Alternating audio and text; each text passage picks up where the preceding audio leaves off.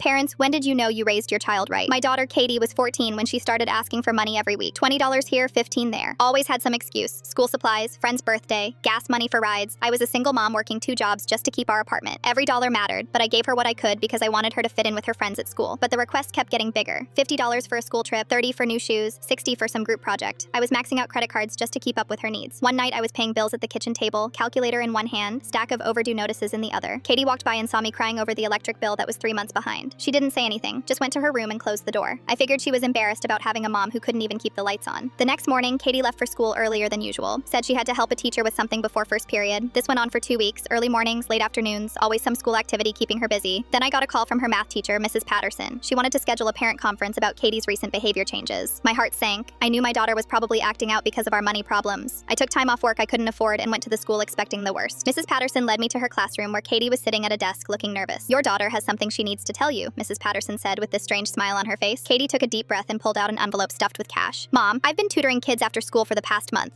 Math, science, English, $5 an hour." I stared at the money. There had to be at least $300 in that envelope. "I lied about needing money for school stuff," she continued. "I've been saving everything you gave me plus what I earned tutoring. I know you've been stressed about bills." Mrs. Patterson explained that Katie had approached her about starting a peer tutoring program. She'd been helping struggling students every day after school, turning down hangouts with friends to earn money for our family. "But why didn't you tell me?" I asked, still shocked. Katie looked down at her hands. "Because you always try to handle everything yourself. You work so hard and I wanted to help without you feeling bad about it." She handed me the envelope. "This should cover the electric bill and maybe some groceries. I've got 6 more kids signed up for tutoring next week." I started crying right there in the classroom. Not because of the money, though that meant everything, but because my 14-year-old daughter had figured out how to solve problems instead of creating them. While other kids her age were asking their parents for more and more, Katie had quietly started earning her own money to help our family. She'd sacrificed hanging out with friends to tutor younger kids who needed help. Mrs. Patterson told me that Katie was the most responsible student she'd taught in 20 years. Always prepared, always willing to help others, never complained about anything. "She talks about you constantly," Mrs. Patterson said. "How hard you work, how much she admires you. She wanted to surprise you by contributing to the household." That night, Katie showed me her tutoring schedule. She had it all organized in a notebook. Student names, subjects they needed help with, what they were struggling with, when their tests were coming up. She'd even been staying after her own tutoring sessions to clean Mrs. Patterson's classroom for extra money. Washing whiteboards, organizing supplies, anything to earn a few more dollars. "I figured if you could work 2 jobs to take care of me, I could work 1 job to help take care of us," she said. 6 months later, Katie's tutoring business had grown so much that other teachers were referring students to her. She was making enough money to pay for her own clothes, school supplies, and even started contributing to rent. But more than that, her grades actually improved because teaching other kids helped her understand the material better. She made new friends with the kids she tutored. She gained confidence from knowing she was good at something important. When Katie graduated high school, she'd saved enough from tutoring to pay for her first year of college. She got accepted to study education because she wanted to keep helping kids learn. The principal gave a speech about students who made a difference, and Katie was the only one who got a standing ovation from the entire audience. That's when I knew I'd raised her right. Not because she was smart or successful, but because when our family needed help, she didn't wait for someone else to fix it. She rolled up her sleeves and got to work.